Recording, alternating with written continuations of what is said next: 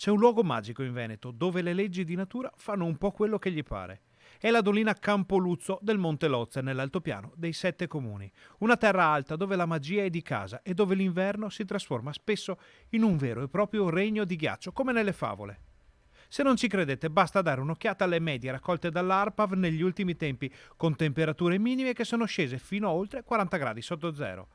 Prima di approfondire questo tema è bene però spiegare che una dolina è una conca chiusa che spesso presenta al suo interno un inghiottitoio, come una sorta di immenso lavandino creato dai fenomeni carsici nel volgere di lunghe ere.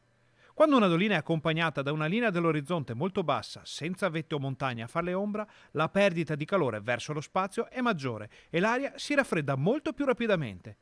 In presenza di giornate serene senza vento, magari con neve al suolo e poca umidità, l'aria intrappolata nella conca subisce un raffreddamento intrappolando l'aria più fredda sul fondo.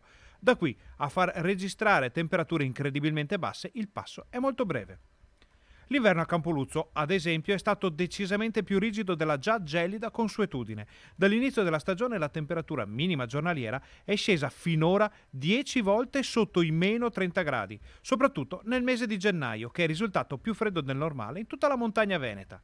In particolare, fra l'8 e il 12 del primo mese dell'anno si sono misurate temperature comprese fra meno 37 e meno 40 gradi per 5 giorni consecutivi.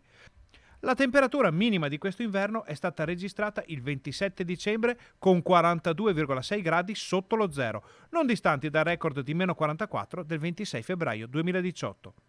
La magia è quindi quella di un microclima estremamente complesso e non ancora del tutto compreso, che regala all'altopiano dei Sette Comuni un record meteorologico tutto da studiare.